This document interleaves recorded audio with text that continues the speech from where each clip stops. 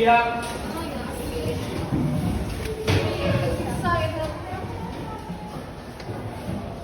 Bisa.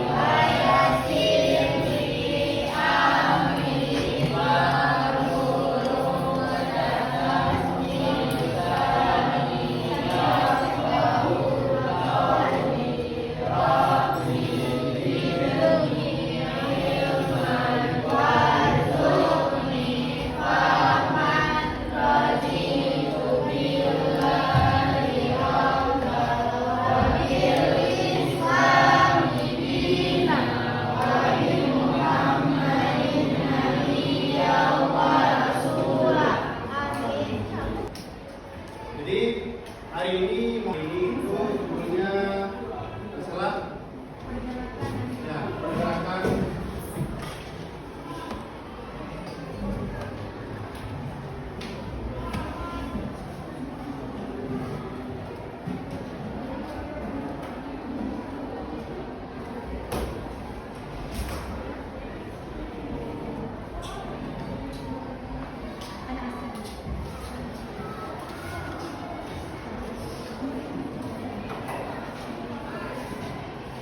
Oke, coba baca semuanya. Ya, Pergerakan Nasional Indonesia. Judul minggu lalu apa coba buka penjelasannya?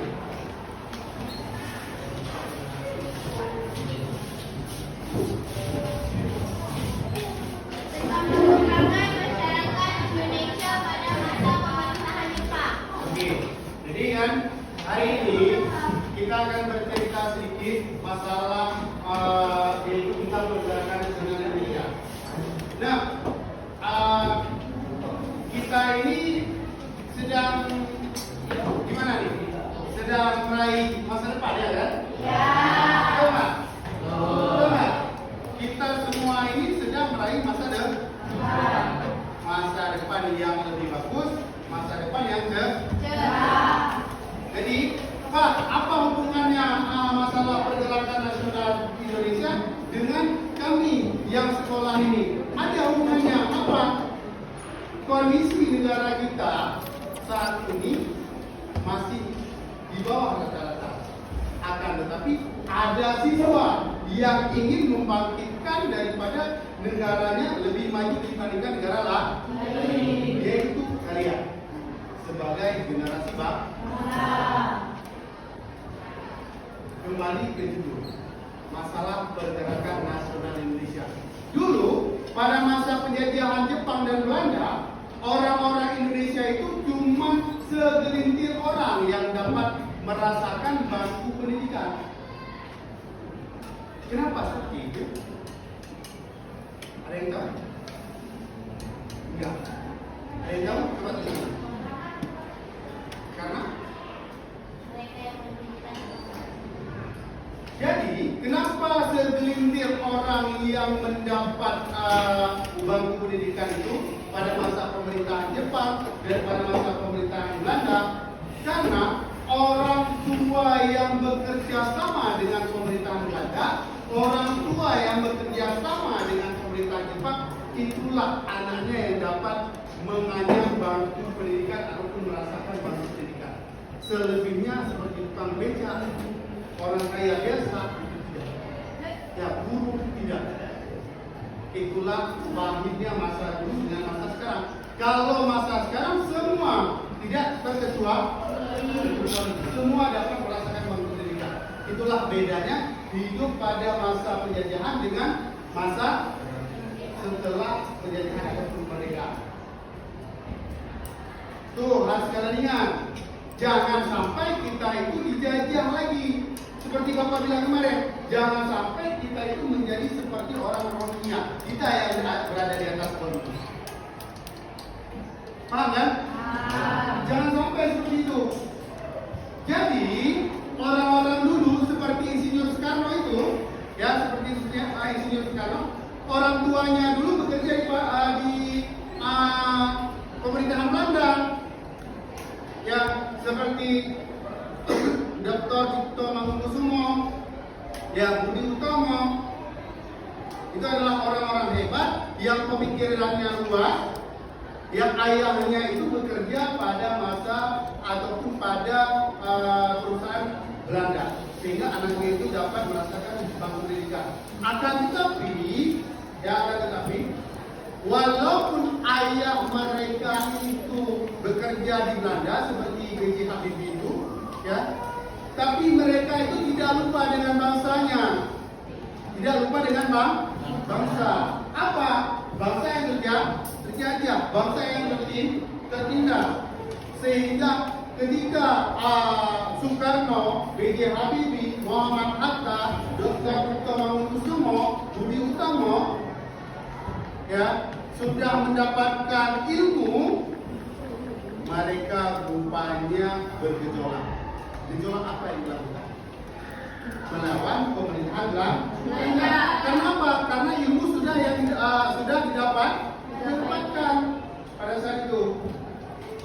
Ketika mereka sudah membuat organisasi, sekarang organisasi yang bisa ini kan, sebuah organisasi yang bisa membuat peraturan ataupun membuat apa itu rakyat itu bisa maju, betul nggak? Ya.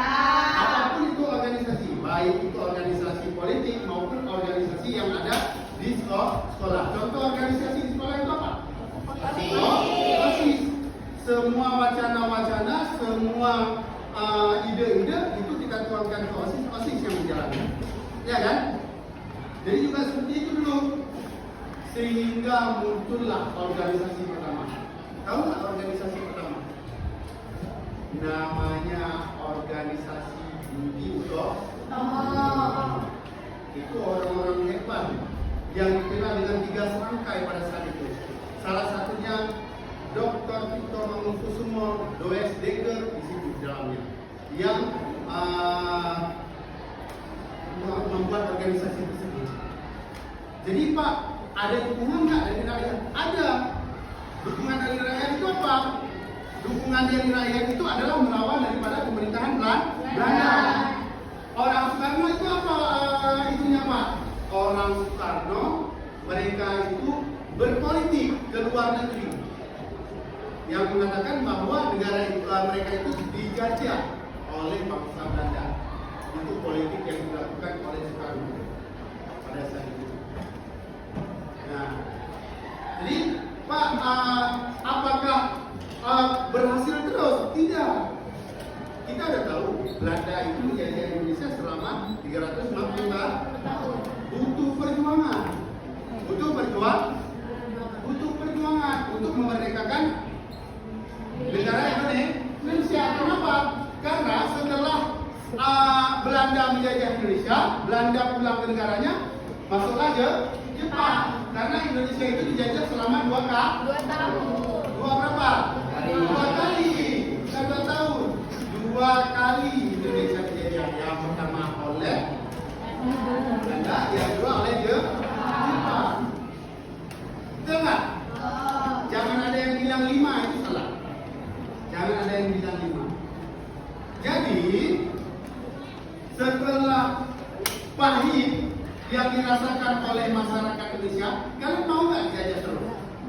Atau nanti sekarang itu pasti beberontak, ya betul? Kalau kita dijajah, selalu kita ditindas, apa yang kita lakukan? Kita kesel kan? Otomatis kita mau melawan balik ya? Walaupun kita itu tidak punya kekuatan, ya kan? Walaupun kita tidak mempunyai kekuatan apa-apa, otomatis kita itu akan melawan balik. Jadi hari ini topik kita itu adalah masalah pergerakan nasional Indonesia. Ya, setelah Bapak jelaskan, sekarang Ibu Putri mau membagi kelompok.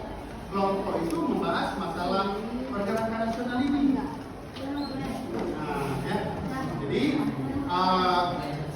hari ini kita berbicara masalah pergerakan. Silakan Ibu Putri kalau ada bagi kelompok.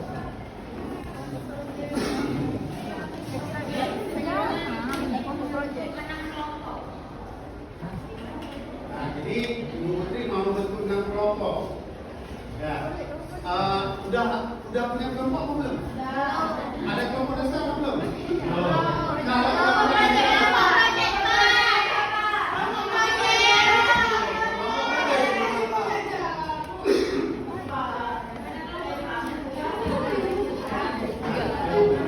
jangan hari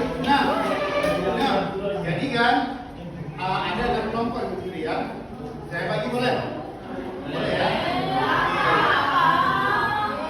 Ini siapa ya? Mira, coba pilih saudara Mira. Nah, ini siapa ya? Mira, saudara pilih Mira.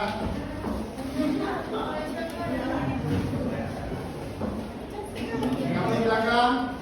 Ya, diri terus.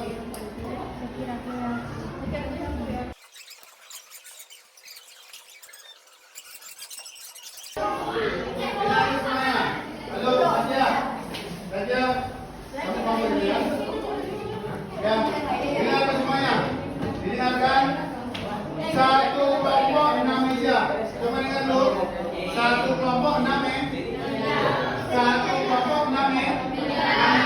Jangan berdekatan. Jangan satu kelompok 6 meja. Dengar semuanya.